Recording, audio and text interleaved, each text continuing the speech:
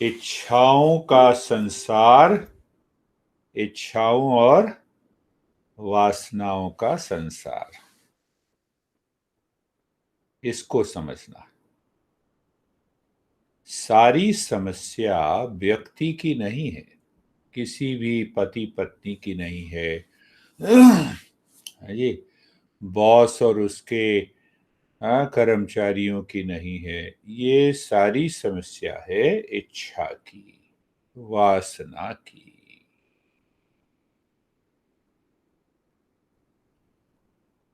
हमारा जो जीवन है वो इच्छा से भरा हुआ, जिसको हम कह सकते हैं कि सीरीज ऑफ डिजायर्स, श्रृंखला है एक पूरी। जैसे नदी बहती है ना, कल कल कल कल कल, तो पानी एक जगह नहीं ठहरता।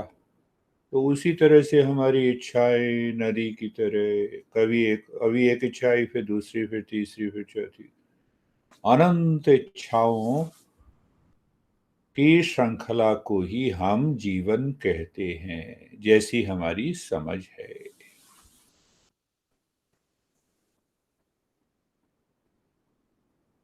अब ये इच्छाएं जो हैं बदलती रहती हैं। सुबह कोई इच्छा होगी, दोपहर को और कोई इच्छा होगी, शाम को कोई भी इच्छा होगी। अभी जैसे तुमने कहा कि मैं कुछ भी करूं, आपको गुड नाइट जरूर बोलना है शाम को। अब इनके मन में आ जाए यही काम रह गया, नहीं बोलता, खत्म। या फिर ये कहें कि एक दिन नहीं बोला तो इतनी परेशानी। तो इच्छाओं की श्रृंखला को अगर हम गहराई से समझ लें तो जीवन में हम आनंद को प्राप्त कर सकते हैं, जीवन में हम आनंद को प्राप्त कर सकते हैं। अब देखो, ये जीवन में जितनी भी इच्छाएं हैं, एक तो जैसे मैंने कहा कि सुबह कोई इच्छा, दोपहर को कोई इच्छा, शाम को कोई इच्छा, उसी प्रकार से बचपन में हमारी कोई कई अलग इच्छाएं होती हैं, जवानी में कुछ और होता है, बुढ़ापे में इच्छाएं बदल जाती हैं, मरते दम तक इच्छा रहती। मर रहा है कि नहीं बेटा, अपने छोटे भाई को भी संभाल के रखना, मैंने इतने पैसे जमा किए हैं, उसको भी उसमें से कुछ देना दे देना। देखो, इच्छा अभी भी मरते समय तक। बुजुर्ग हो गए, सब कुछ कमा खा लिया, जीवन शांति से चल रहा है, नहीं बस अब एक ही इच्छा है, होता हो जाए, तब चैन से मरूं। जैसे मरना हमारे हाथ में, ना तो जीना हमारे हाथ में है, ना मरना हमारे हाथ में। ध्यान से समझना, हम गहराई में जा रहे हैं, हम क्या समझने, कहाँ यात्रा कर रहे हैं। जब हम इन सब चीजों को अच्छी तरह से समझ लेते हैं तो अपने पूरे जीवन को हम साधनामय बना लेते हैं। साधक का जीवन संसार में हो या परिवार में हो या व्यवसाय में हो, वो मस्त रहता है। तो गुरुदेव कहा करते थे ना, मस्त राम मस्ती में, आग लगे बस्ती में। तो हम वही सीख रहे हैं, उसकी यात्रा हम धीरे धीरे कर रहे हैं। धीरे धीरे इसीलिए कर रहे हैं कि समझ बड़ी जरूरी है। तो जैसे मैंने कहा कि भाई ये समझ जो है, हमारे यहाँ जो जितनी भी वासनाएं और इच्छाएं हैं जीवन में, या हम ये कहें कि जीवन जो है वो इन इच्छाओं और वासनाओं का ही संसार है। पर फिर देखो क्या होती है इच्छाएं। मेरी इच्छा है जॉगिंग करने की, अब तो खाली समय है कोरोना वायरस में, अब जॉगिंग करें। और घुटने में बहुत ज्यादा दर्द हो रहा है, सूजा हुआ है, तो जॉगिंग कर सकते हैं। तो इच्छाओं के लिए हमें क्या चाहिए? यंत्र, जिससे कि उन इच्छाओं की पूर्ति हो सके। मैसेज देखना है तो क्या यंत्र चाहिए? स्मार्टफोन। भूख लगी है तो पेट ही यंत्र है, पेट में डालना है ना। देखो, तो अगर मेरे लंग्स खराब हैं और मैं कहूं कि मैं कल सुबह से 50 किलोमीटर जॉगिंग करूंगा तो पागलपन है। तो हमें ये समझना होगा कि हमारे यंत्र सही काम कर रहे हैं और कौन सी इच्छा है, क्या वो इच्छा सही है या गलत है। देखो, नहीं नहीं, मेरी इच्छा है कि ये हो जाए। अब ना तो मैं यंत्र को देख रहा हूं, ना वो इच्छा सही है, तो पूरा होने वाला ही नहीं। हम जब से सुबह से जागते हैं तब से हमारी इच्छाएं हमारे मन के अंदर उठने लगती। रेस्ट रूम जाना भी इच्छा है, नहाना भी इच्छा है।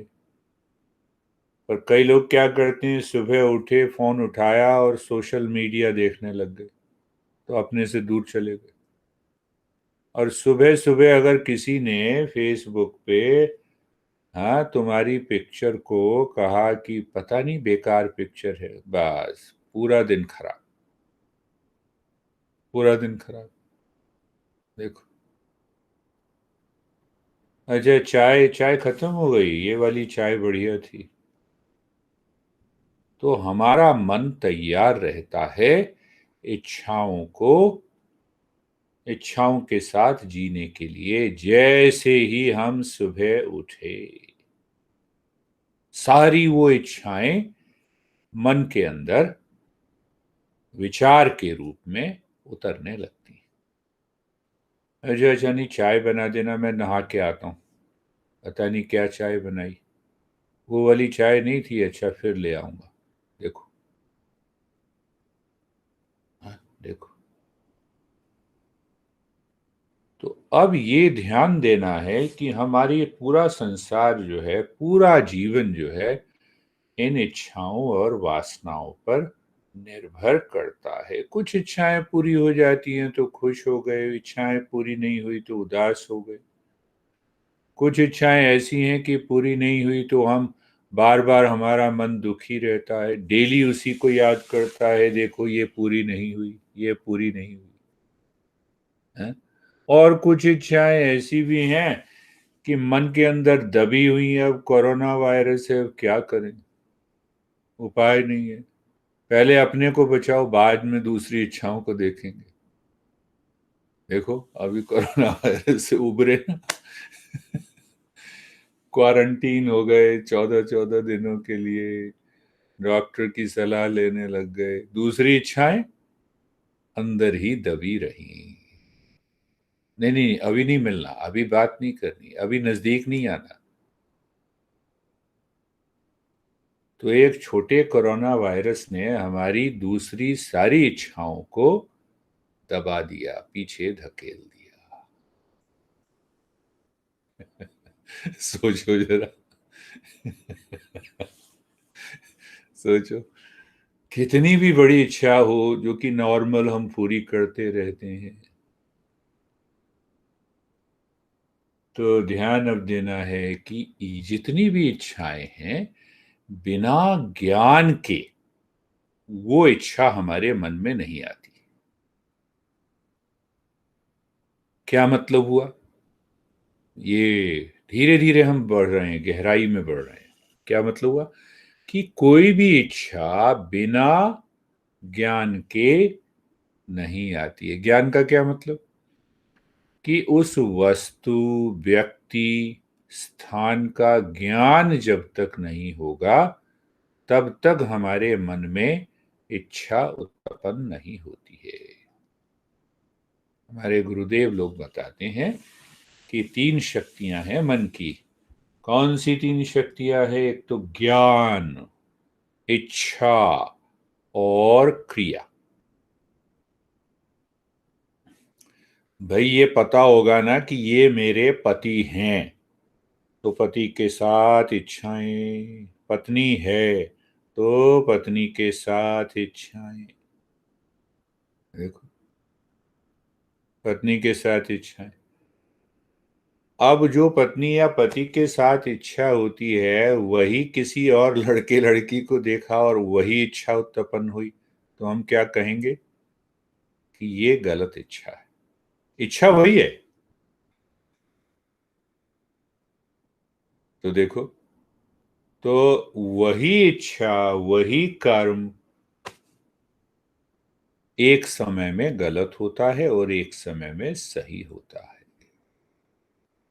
क्या मतलब? वो हम इच्छाओं के संसार को ही जीवन कहते हैं।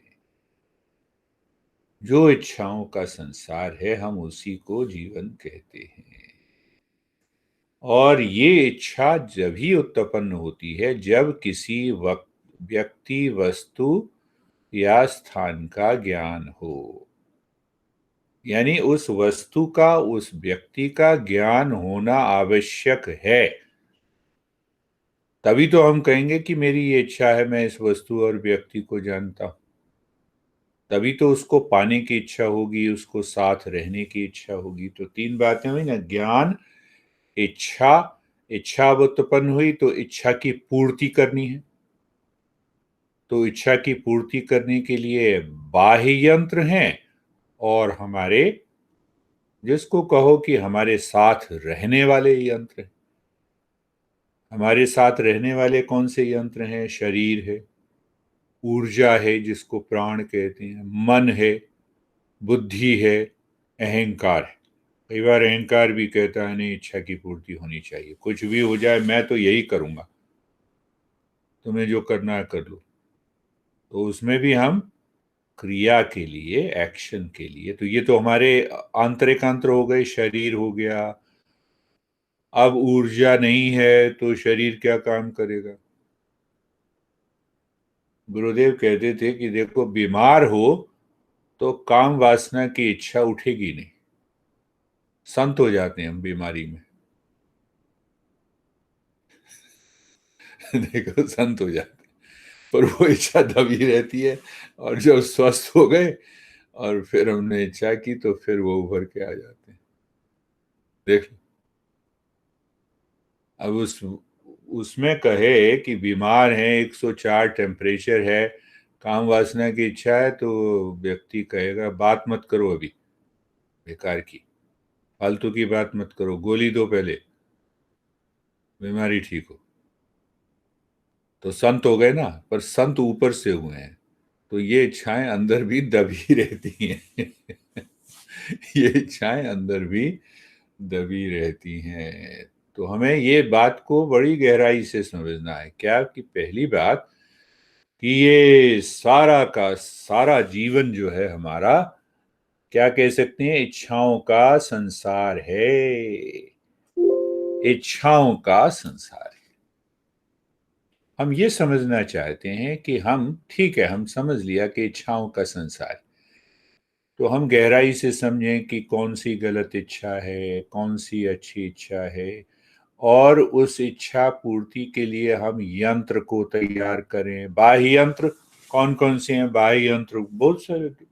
मेन यंत्र है देखो, हाँ, यहां से एक बात याद आती है।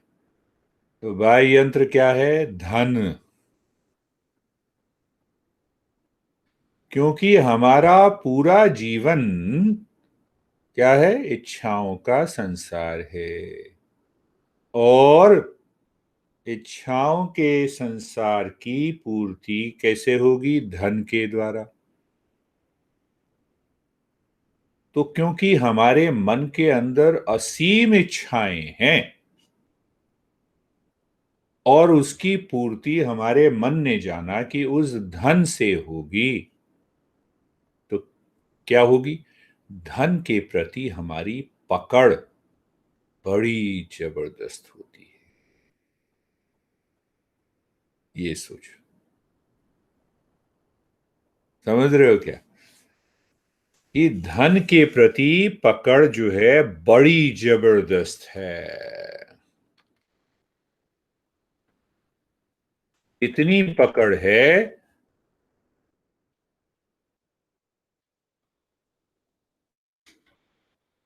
क्यों है? इच्छाओं के कारण।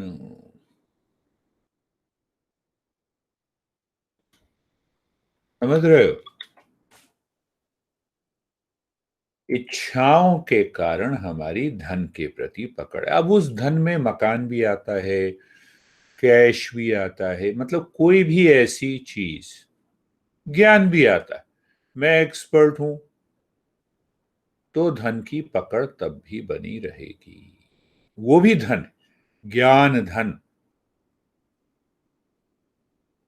ज्ञान को भी धन कहा है। तो कई लोग कहते हैं नहीं ठीक है, 5,000 रुपये दोगे तब मैं 5 मिनट में बात करूंगा। आप देख रहे हो ना आजकल इंटरनेट पे,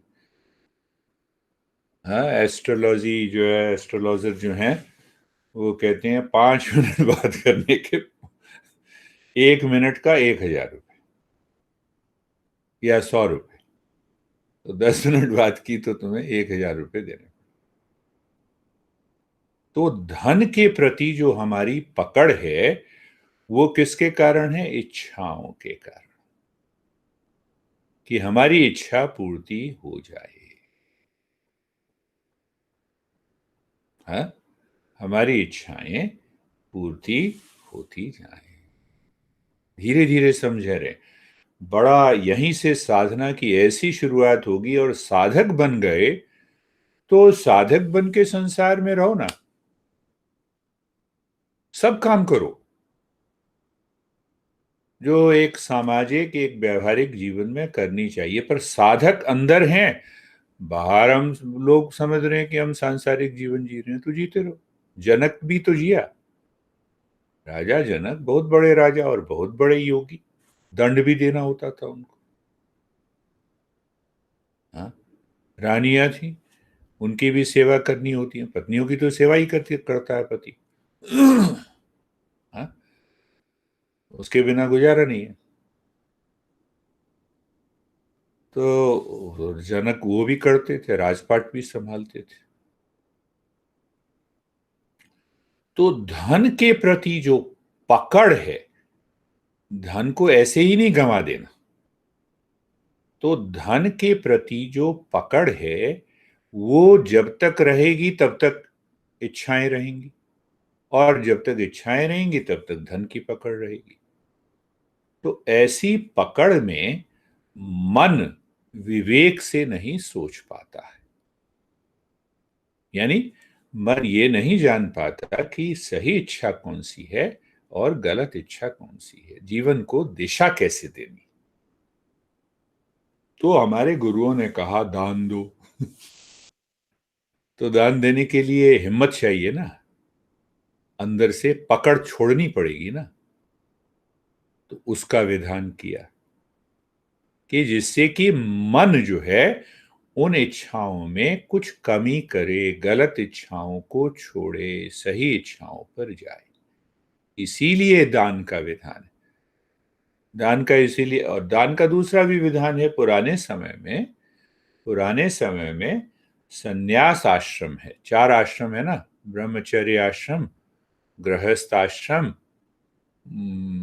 वानप्रस्थ आश्रम और संन्यास आश्रम।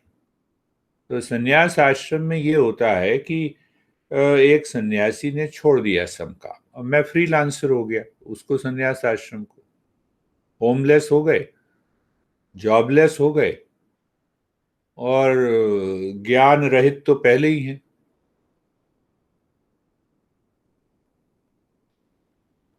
तो जो सन्यासी है, पुराने समय की बात है, पुराने समय में सन्यासी ने सब कुछ छोड़ दिया। तो गृहस्थ का ये कर्तव्य बनता है कि उसकी सेवा करे, उसका ध्यान रखे। ये तो ही धन की, वापस आते हैं हम। तो धन के प्रति पकड़ किस लिए है? क्योंकि इच्छाएं हैं। ऐसा क्यों है? क्योंकि इच्छाओं की पूर्ति उसी धन से ही होगी। अभी सोचो, हाँ, पति कमा नहीं रहा तो हमारे, हाँ, भारत में 10 तरह के कसीदे पढ़े जाते हैं, घर पे बैठे हो बेकार में। देखो, यहाँ तो परिस्थिति अलग है। यहाँ तो पति पत्नी को पता है दोनों को कमाना, दोनों बराबर है का हक है। पत्नी अगर काम पे है और पति जो है वो बच्चे की सेवा घर पे करेगा, बस सीधा सा हिसाब। तो हम इस समस्या से उबर नहीं पाए हैं अभी।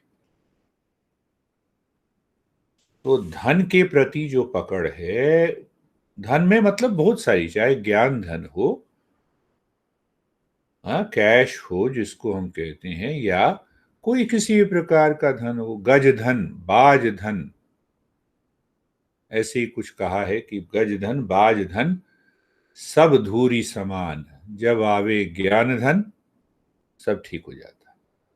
तो ज्ञान भी धन है।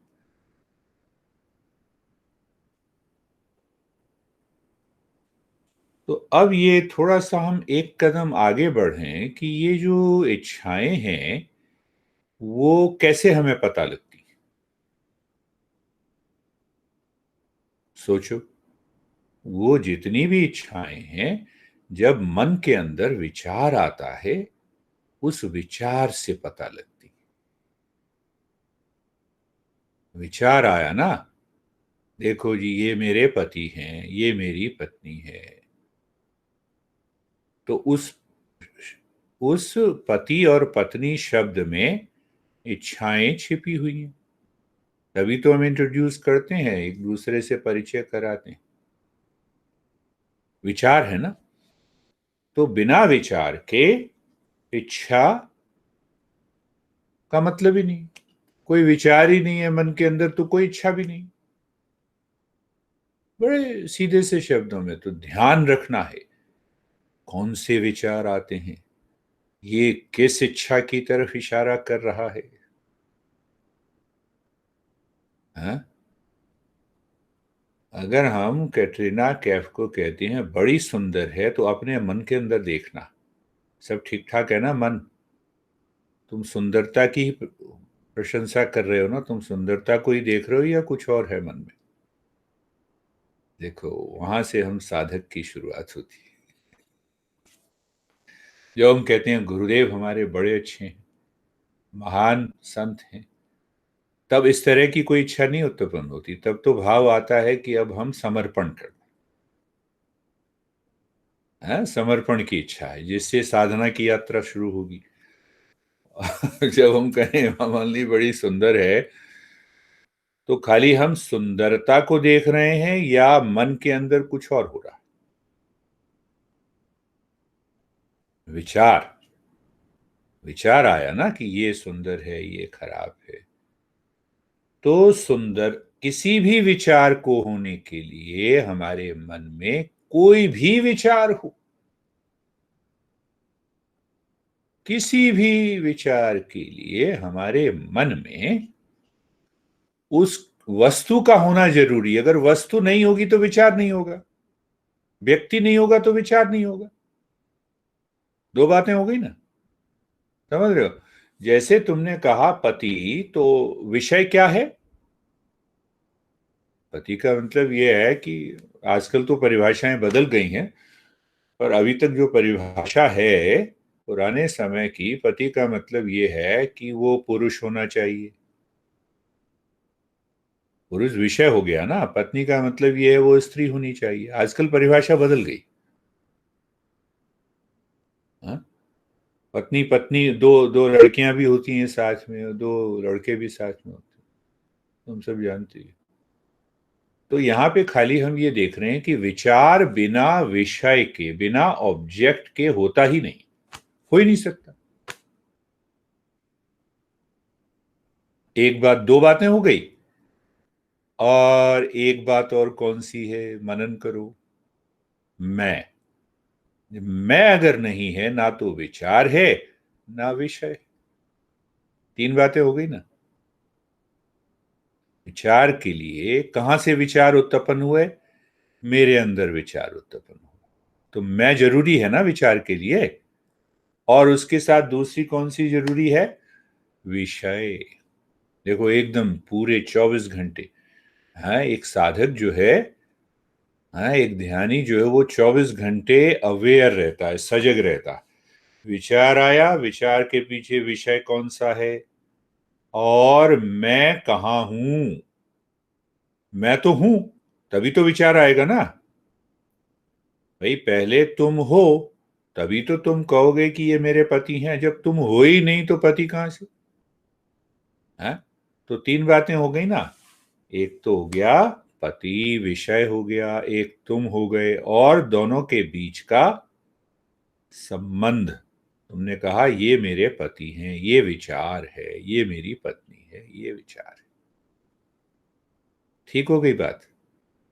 अब सोचो कि विचार तो आया, ये ठीक है, विषय है, ये भी ठीक है।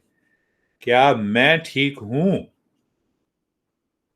जो ये कह रहा है कि ये विचार है? अगर मैं ठीक नहीं हूं तो भी समस्या, विचार ठीक नहीं है तो भी समस्या, और विषय या वो वस्तु ठीक नहीं है तो भी समस्या। तीनों ठीक हैं तो हमारी इच्छा पूरी हो जाएगी।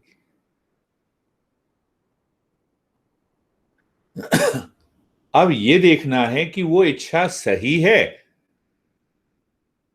या गलत है। हाँ? वो इच्छा सही है या गलत है। समझ रहे हो? साधना की हम गहराई में जा रहे हैं। तो हम कहां से शुरुआत की कि हमने कि ये सारा जीवन जो है हमारा इच्छाओं और वासनाओं का ही संसार है। हमारा जीवन जो है, एक इच्छा, दूसरी इच्छा, तीसरी इच्छा, सुबह से शाम तक उन इच्छाओं से ही। वो इच्छाएं कैसे प्रकट होती हैं? विचार के रूप में। अच्छा, एक बड़ा टीवी घर पे ले आते हैं ना, वो अच्छा रहता है, देखो सीरियल देख रहे हैं, कोई भी देख लो, कोई भी। विषय हो गया टीवी। देखो मेरा फोन काम नहीं कर रहा, तो एक तो बात है कि फोन को ठीक करा दो, और उसके पीछे मन में क्या है कि काश दूसरा नया फोन हो जाता मेरे पास।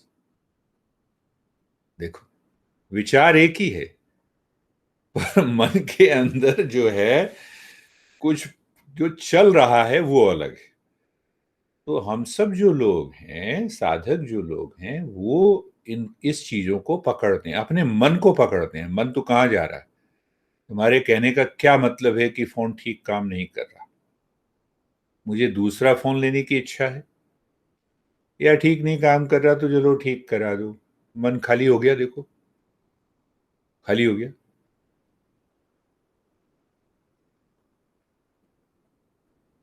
अब साथ में जा रहे हैं तो साथ में जा रहे हैं कहाँ? शॉपिंग मॉल में। ये साड़ी बड़ी अच्छी। अब पीछे क्या है मन में चल रहा? साड़ी अच्छी कहने का। ये तो पति को नहीं पता लगता ना। और पति को पता भी लग जाए और उसके पास धन है, मैंने अभी बात कही, धन की पकड़ है, नहीं ठीक है ले लेते हैं, चलो ले लो, ले लो। मैंने अपने जीवन में यही सीखा है, जैसी माई कुछ बोलती है, मैं ठीक है अभी मंगा देते हैं, अगर है व्यवस्था तो। उसने कहा और मैंने पूरी कर दी, जब व्यवस्था के अनुसार। गलत मत लेना। व्यवस्था नहीं है, मैंने कहा नहीं कर सकता, सीधा सा उत्तर। नहीं, मैंने ऐसा थोड़ा कहा था कि लेना ही है। मैंने कहा अच्छी बात है, मन को साफ कर लो। तो अपने को बड़ा साफ रखना है मन में, मन के स्तर पे, कि जो विचार हमने कहा उसके पीछे इच्छा और मैं का जो भाव है, यही समस्या उत्पन्न कर देता। देखो मैंने तो पहले ही कहा था वो साड़ी अच्छी है, आपने लेके नहीं दी, आपने कहा भी नहीं। नहीं, उदाहरण कह रहा हूं, ऐसा नहीं होगा पर उदाहरण कह रहा हूं। तो यहां से तनाव आ जाता है ना जीवन में। तो तीनों को होना बड़ा स्पष्ट होना जरूरी है। विचार, और उस विचार के पीछे कौन सी वासना है, वो विषय यानी वो वस्तु, और मेरा भी ठीक होना जरूरी है ना। अगर मैं ही ठीक नहीं हूं, मैं ठीक नहीं हूंगा क्या मतलब है? बस सुबह से शाम तक वे इच्छाएं करती रहे, एक बड़ा सा जनक की तरह बड़ा महल हो जाए, मैं जो है बड़ी सी कार में घूमूं। अब बस वही पागलपन हो गया ना ये। अब आदमी उसी में खोया हुआ है, वासनाओं के संसार में खोया हुआ है, तो भी दुखी होगा। तो इसका ये मतलब नहीं है कि इच्छाओं को छोड़ देना चाहिए, ये भी समझना है कि इच्छा तो रहेगी। तो ये देखना है कि इच्छा को दिशा कैसे देनी है। एक बात, सही इच्छा कौन सी है, और सही इच्छा के अनुसार हमारा जो स्टेज ऑफ लाइफ है, कि हम किस दौर से गुजर रहे हैं, जीवन के किस दौर से गुजर रहे हैं, तब ये सब बातों की अगर समझ हो जाती है तो मन खाली रहेगा, तुरंत खाली रहेगा।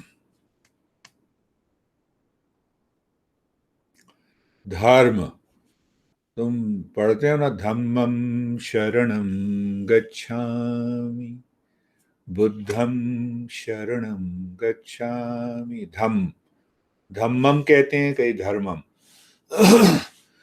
तो धर्म का मतलब ये है कि वो ऐसी चीज है कोई हमारे पूरे जगत में, जो हमेशा हमें धारण किए रहती।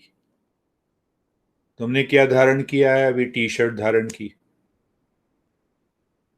तो हमें धारण की हुई है तो हम निकाल के बाहर भी फेंक सकते हैं। पर कोई ऐसी वस्तु है जो हमें चौबीसों घंटे, जन्म से मृत्यु तक, मृत्यु के बाद भी धारण किए रहती है, उसको हम धर्म कहते हैं। ये धर्म ये नहीं होता कि अच्छा नहीं हमारे तो बुद्ध ऐसे कहते थे, फिर वो कहेगा हमारे कृष्ण ऐसे कहते थे, तो राम वाला कहेगा कि हमारे राम ऐसे कहते थे। सब पागल है, पागलपन नहीं। धर्म का मतलब ये है कि जो हमें धारण किए रहती है, कौन सी ऐसी चीज है धारण किए रहती है। अब इसको ये गहराई से समझो, इसको हम जोड़ेंगे इच्छा से। जो तरंगे हैं समुद्र की, उसको धारण करने वाला कौन है? पानी। पानी हटा दो फिर दिखाओ तरंग। तो ऐसी हमारे अंदर कोई चीज है, अगर उसको हम हटा देंगे सब कुछ खत्म। जैसे पानी हटा दी तरंग से,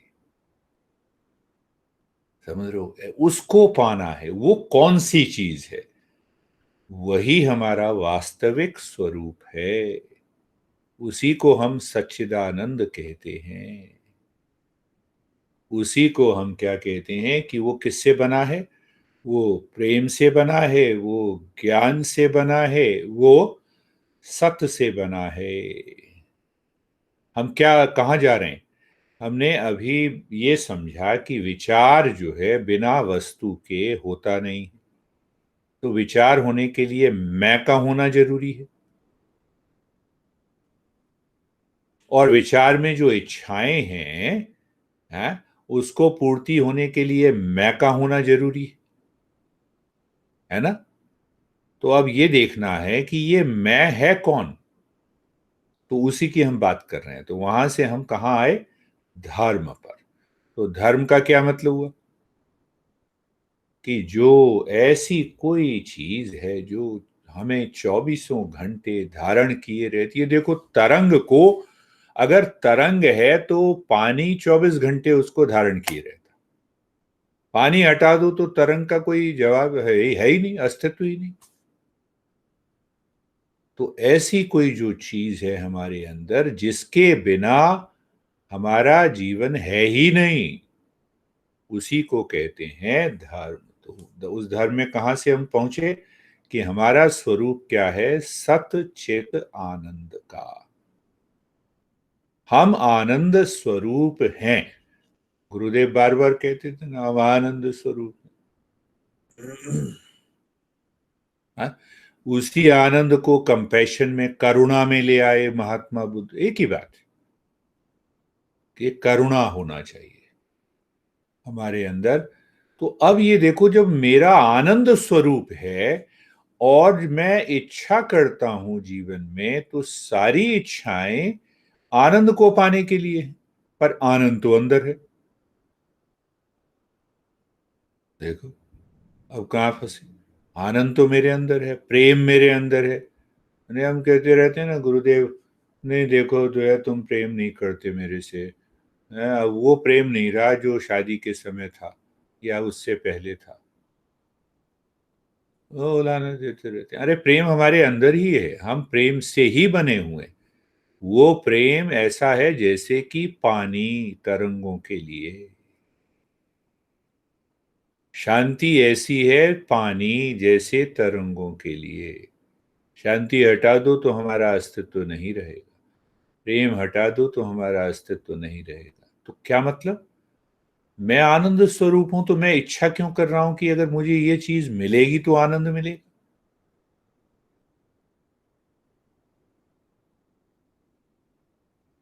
क्या होगा, क्या होगा? सोचो, सोचो, सोचना पड़ेगा। इसको बार बार सुनना समझना है। तो क्या होगा, देखो। तो यहां पे एक प्रश्न आ गया कि ये मैं जो है वो है कौन। अगर इस मैं को मैंने जान लिया तो मेरी सारी समस्याएं खत्म हो गई। फिर तो मैं खेल खेल में करूंगा। भाई शरीर की इच्छा की पूर्ति करनी है तो खेल खेल में कर लिया, मस्ती में, फिर आनंद तो अंदर बना ही हुआ। समझ रहे हो? देखो और चुटकी में समझो कि क्या मतलब है। ये आनंद तो अंदर है, प्रेम अंदर है, ज्ञान अंदर है। फिर भी हम ये कह रहे हैं कि मैं तुमसे प्रेम करता हूं। क्यों भाई? वो जो प्रेम मेरे अंदर है, मैं उसकी अभिव्यक्ति बाहर कर रहा हूं। तो दूसरा प्रेम करे ना करे कोई फर्क नहीं पड़ता। को दूसरा करता है तो बल्ले बल्ले, दूसरा नहीं करता तो प्रेम भी बना हुआ है, तो भी बल्ले बल्ले। देखो उसको कहते हैं साधक का जीवन। इसको कहते हैं साधक का जीवन।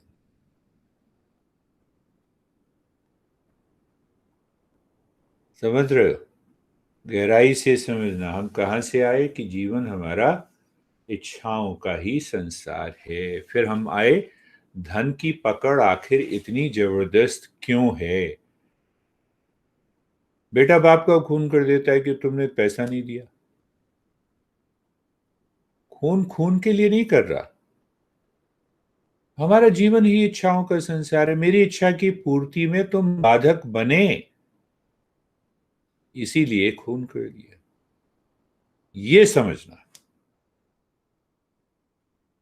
या फिर उल्टा, कि दिखाने के लिए बाप की इतनी सेवा की कि बाप ने कहा बेटा मैं प्रसन्न हूं, सारा धन तुम्हारे नाम कर दिया।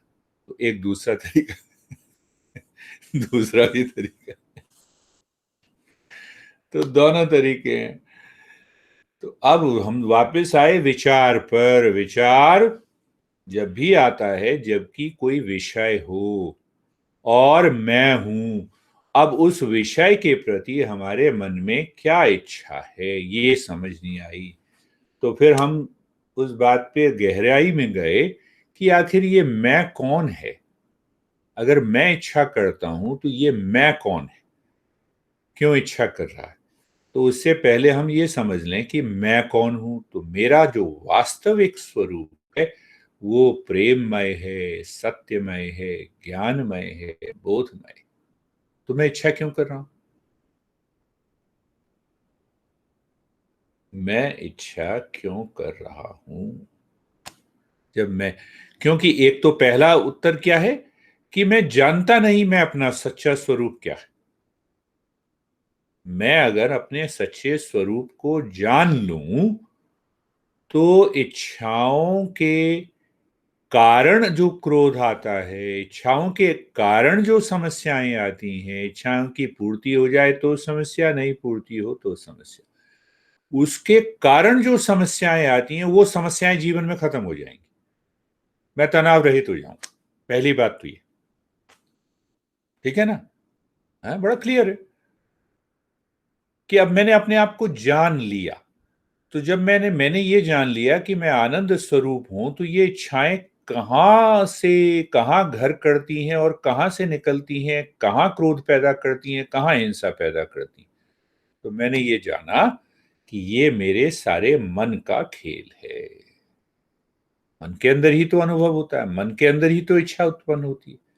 तो इसका मतलब अगर मन को मैं सही दिशा दूं और मन को कहूं कि देखो इच्छाएं हैं तो ये देख, ऐसी इच्छा कर जिससे कि बंधन ना बने, ऐसी इच्छा कर जिससे कि हिंसा और दुख उत्पन्न ना हो, तो उसको हम कहेंगे सम्यक इच्छा। हाँ, सम्यक इच्छा हो गई। तो सम्यक इच्छा होगी तो कहां से आएगी सम्यक इच्छा? सम्यक विचार से आएगी। सम्यक विचार अगर होगा तो क्या होगा? सम्यक विचार सम्यक ज्ञान से आता है, और सम्यक ज्ञान से क्या होगा?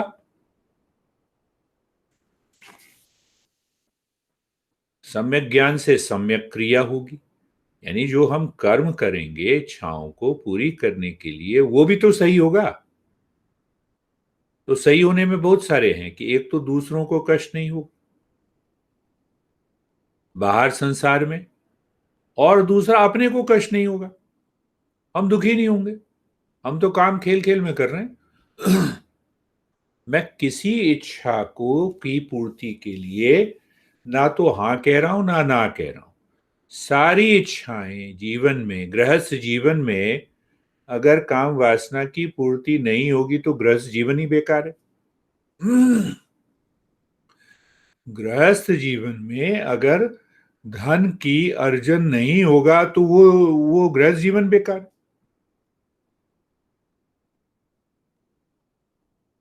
पर वो इच्छा सम्यक हो, दिशा सही हो, ऐसा कुछ नहीं। इसीलिए तो 4 आश्रम बनाए हैं। ब्रह्मचर्य आश्रम का मतलब ये है, क्या मतलब है उसको हम गहराई में देखेंगे। ब्रह्मचर्य, गृहस्थ, वानप्रस्थ और सन्यास।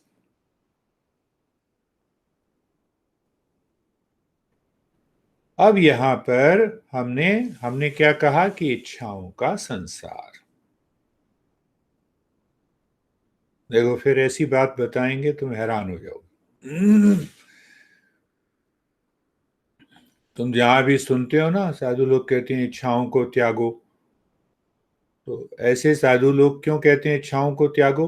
वो क्योंकि वो सारी इच्छाएं मेरे अंदर हैं, इसीलिए तुम सारी इच्छाओं को त्याग करके मेरे को दे दो।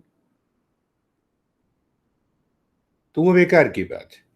इच्छाओं को समझना है, दिशा देनी है, सम्यक रास्ता देना है, तब काम चलेगा। तो इसीलिए हमारे गले नहीं उतरती, हम प्रवचन तो सुनने चले जाते हैं और प्रवचन को वहीं छोड़ के फिर हम घर पहुंच जाते हैं। चलो आज गरम गरम दूध बनाओ, दूध पीने को तो खाना बढ़िया बनाओ, फिर इच्छाएं उत्पन्न हो गई, क्योंकि वो गले नहीं उतरती ना। हमारा जीवन ही पूरा संसार है, तो इसको अब दूसरे ढंग से कैसे समझें? तो और गहराई से समझने के लिए हम ये देखें कि हमारा मन कौन कौन सी इच्छाओं की पूर्ति इस संसार में करना चाहता है और क्यों करना चाहता है। और तो 2 प्रकार की इच्छाएं हो गई। एक तो मन इच्छा करे कि अपना विकास हो, मैं ध्यानी बन जाऊं, मैं गहरे ध्यान की अवस्था में जाऊं और वहीं ध्यान की अवस्था से अपने जीवन के प्रति क्षण को जीऊं। तो ये भी तो इच्छा ही है ना। तो ये इच्छा क्या है? मेरे आंतरिक विकास के लिए, अपने स्व के ज्ञान की प्राप्ति के लिए। इस तरह की इच्छा से कभी दुख नहीं होगा, कभी दुख नहीं होगा। अब जो इच्छा बाहर है, वासनाएं हैं जीवन में बहुत सारी, तो उसकी पूर्ति हो, पर हमारा मन बाहर की किसी इच्छा पर आनंद को प्राप्त करने को ना थोपे। थोपना नहीं, सारी इच्छाओं की पूर्ति करो, पर ये जैसे ही मन कहेगा कि देखो क्या हुआ, उदाहरण लो, उदाहरण लो, रेस्टोरेंट में गए खाना, ये थाली बड़ी अच्छी है, तो पहली बार 100% आनंद मिलेगा, दूसरी बार खाओगे तो 90%, 10वीं बार खाओगे तो उसके बाद कहेगा नहीं चलो अब दूसरे रेस्टोरेंट में चलते हैं। तो हमें ये पता लग गया कि वो आनंद थाली में नहीं। पर हाँ ठीक है, खाना बढ़िया है, विटामिन है, सारी चीजें हैं, खाते रहो। खेल खेल में खा लिया ना हमने, तो क्या मतलब हुआ कि इच्छाओं के अंदर जो उग्रता है, जो भागा दौड़ी है कि मैं ये करूंगा तो मैं सुखी हो जाऊंगा, ऐसा आज तक नहीं हुआ किसी के साथ। शादी कर ली बचपन में, चलो शादी हो गई, क्यों शादी की? कि अब हम आनंद में चले जाएंगे। अब 10 साल के बाद किया हुआ डिवोर्स लेना है, क्यों लेना है? तभी आनंद मिलेगा। तो पहले शादी में आनंद, और फिर डिवोर्स में आनंद, फिर दोबारा शादी में आनंद, फिर दोबारा डिवोर्स में आनंद। ढाक के 3 पात यही चलता रहता है। इससे अपने को बचाना है, इससे अपने को बिल्कुल दूर रखना है, नहीं तो ये जीवन बस वो उसी तरह से खराब हो जाएगा। ऐसे जीवन को नहीं जीना है। तो इसके पीछे क्या राज है? वो जो इच्छा है, वो इच्छा आनंद प्राप्त करने की है, या ठीक है इच्छा है थोड़ी देर के लिए, ये समझ के कि ये थोड़ी देर के लिए, ये थाली अच्छी है, 10-15 मिनट का आनंद आएगा, स्वाद का 10-15 मिनट का आनंद आएगा, आधे घंटे का आनंद आएगा। तो इसमें देखते रहते हो ना कि लोग और भी कहते नहीं 1 घंटे बैठेंगे रेस्टोरेंट। अब मालिक ये सोच रहा है कब भागे और लोग आए। हम सोच रहे हैं कि 1 घंटे बैठ के उस आनंद को और हम बढ़ाना चाहते हैं, पर बढ़ता उड़ता कुछ नहीं, और बोर हो जाते। ऐसा काम नहीं करना है जीवन में, किसी भी वस्तु से, किसी भी व्यक्ति से। तो बाहर की इच्छाएं पूर्ति करनी है, सब जीवन सामान्य जीना है, जो हम काम कर रहे हैं वो सब करना है, पर अंदर से हमारा मन बड़ा स्पष्ट हो गया, समझे? मन बड़ा स्पष्ट हो गया। अब आते हैं, अब क्या बात है।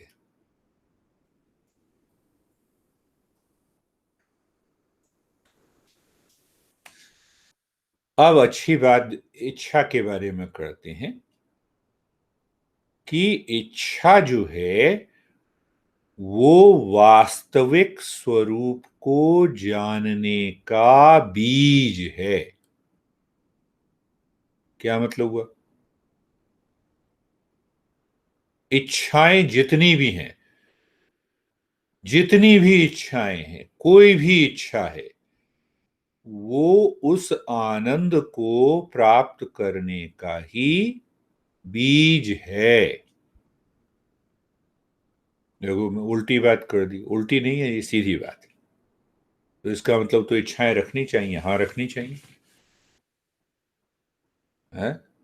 जितने जो संत कहते हैं अपनी इच्छाओं का त्याग करो, तो मैंने पहले ही कह दिया, वो संत चाहता है कि मेरी इच्छाओं की पूर्ति हो जाए, मतलब उस संत की इच्छाओं की पूर्ति हो जाए, इसीलिए वो ये कह रहा है कि सब इच्छाओं का त्याग कर दो।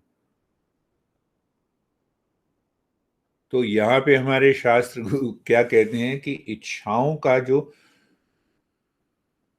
इच्छा क्या है, बीज है। किसका बीज है? कि मैं अपने वास्तविक स्वरूप को जानूं। उसको बाहर प्रकट करूं। क्या मतलब हुआ कि हर एक इच्छा के पीछे जो मेन इच्छा ये है कि मेरे जीवन में आनंद प्रकट हो, शांति प्रकट हो, ज्ञान प्रकट हो, मैं सत्यमयी हो जाऊं, मैं ज्ञानमयी हो जाऊं, मैं बोधमय हो जाऊं। ये मेन है। तो बीच में कौन सा आ गया? मन। मन अपनी चलाने लगा तो हमारी इच्छाएं गलत और सही होनी शुरू हो जाती हैं। समझ में आ गया? हमारी इच्छाएं गलत और शुभ और अशुभ इच्छाएं इसीलिए होती हैं कि मन अपनी चला जा रहा है। मन कह रहा है ये देखो कि आज ये पूर्ति हो जाए, आज ये मकान मिल जाए तो बस आनंद में आ गए। आज इस लड़की या लड़के से शादी हो जाए तो बस जीवन सुधर जाएगा। वो तो साथ रहने के बाद पता लगता है जीवन कितना सुधरा। कई लोग डर डर के जीते हैं, कई लोग प्रेम में जीते हैं, कई लोग वासनाओं में जीते हैं। तो चलो अब जो हो गया तो हो गया। एक कहता नहीं, कैसे हो गया, दूसरी शादी करेंगे तभी आनंद मिलेगा। तो क्या मतलब हुआ कि वो आनंद को अगर प्रकट करना है, अपने को जानना है, अपने को साधना करनी है तो इच्छा का होना जरूरी है। इच्छा नहीं होगी तो कहां से हम कर्म करेंगे? ध्यान की इच्छा नहीं होगी तो कहां से तुम साथ आते? इच्छा थी तो तभी तो आए, तभी तो साधना कर रहे हो। तो शास्त्र ये कहते हैं कि वो जो इच्छा है वो बीज है। किसका बीज है? हमारे वास्तविक स्वरूप का। यानी हमारा जो अस्तित्व है, वो जो पानी है, पानी में बीज है। किसका? तरंग बनने का। देखो, तरंग बनने का बीज है। तो वो तरंग बनने का क्या मतलब हुआ कि हमारे जो अंदर बैठा हुआ है, जिसको ईश्वर कहो, सेल्फ कहो, चेतना कहो, उसके अंदर बीज है। किस बात का बीज? वो अपने को प्रकट करना चाहता है, वो आनंद में जाना चाहता है। तो पानी तो एक है, पानी को आनंद कैसे मिलता है? देखो, हजारों तरंगें उठी, उसको इसमें आनंद मिलता है कि मैं हजारों बन गई, और फिर हजारों तरंगें मिट भी गई। वो उसकी जो इच्छा है वो बड़ी सम्यक इच्छा है। तो इसका क्या मतलब हुआ कि हम अपने जीवन में प्रत्येक इच्छा में उस बीज को पहचाने। क्या मतलब हुआ कि हम आनंद से ही अपने जीवन में सारे कर्म करें। आनंद प्राप्ति के लिए नहीं करना है, आनंद से करें। आनंद मेरे अंदर है तो चलो आनंद से गपशप कर ली, आनंद से उसकी अभिव्यक्ति कर दी। तो पति से मिलें पत्नी, तो पत्नी आनंद की अभिव्यक्ति से पति से मिले, पति पत्नी से आनंद की अभिव्यक्ति से के कारण मिले। तो अंतिम बात जो है गुरुदेव कहते थे, मैं उसकी बात कहता हूँ। गुरुदेव कहते थे देखो, एक पति आया, वो कहता है देखो पत्नी मेरे से प्यार नहीं करती। अलग अलग बुलाया दोनों को, दोनों ने अलग अलग कहा कि पति मेरे से प्यार नहीं करता, पत्नी मेरे से नहीं प्यार करती। इतने साल हो गए। तो फिर दोनों को बुलाया, कहते हैं दोनों भिखारी हो। दोनों की डिमांड जो है उस व्यक्ति से है जिसके पास प्रेम है ही नहीं, और उससे एक्सपेक्ट कर रहे हो कि प्रेम मिले। समझ रहे हो? गुरुदेव ने ये कहा कि समझ रहे हो, तुम उससे प्रेम मांग रहे हो, ये उससे प्रेम मांग रहा है, और दोनों के अंदर प्रेम नहीं है। तो तुम मांग वहां रहे हो जहां प्रेम है ही नहीं। है, चाय की दुकान पे जाके कहो जी ये जरा एक ब्रीफ केस दे पकड़ाना, कितने का है? वही बात हो गई ना। तो ये कहां से, ये समझ एक बार क्लियर हो जाए, साधक एक बार हम अंदर से हो गए, तो जीवन जो है साधनामय हो जाएगा। फिर सारे काम करो जो करना वो करो। पर करने का मतलब है कि वो फिर हम सम्यक इच्छा, अब हम समझ रहे हैं, अब हम समझ के कर रहे हैं कि आनंद तो मेरे अंदर है, उसको प्रकट करने के लिए मैंने संबंध बनाए, उसको प्रकट करने के लिए मैं धन कमा रहा हूं, पर आनंद तो मेरे अंदर है। तो देखो कहां से हम इच्छाओं पर आए। तो हम इसकी और गहराई से चर्चा करेंगे कि किस प्रकार से जीवन को साधना में बनाएं, और जो 40 स्टेप हैं, 40 स्टेप कौन से हैं? 40 स्टेप हैं, कुछ एक ऐसे साधना के गुर हैं, कहो मंत्र हैं, जो हम पारिवारिक जीवन में अपनाएं, पति पत्नी के जीवन में। हाँ, एक परिवार में जो हम रहते हैं, अगर ये नियम जो हैं, करीब 8 नियम हैं, छोटे छोटे स्टेप हैं, उनको बस अपने मन के अंदर करना है भाव के साथ, तो हमारा पारिवारिक जीवन बदल जाएगा। पर उसी के साथ साथ हम साधना की भी तैयारी करें, तो उसके 4 नियम हैं।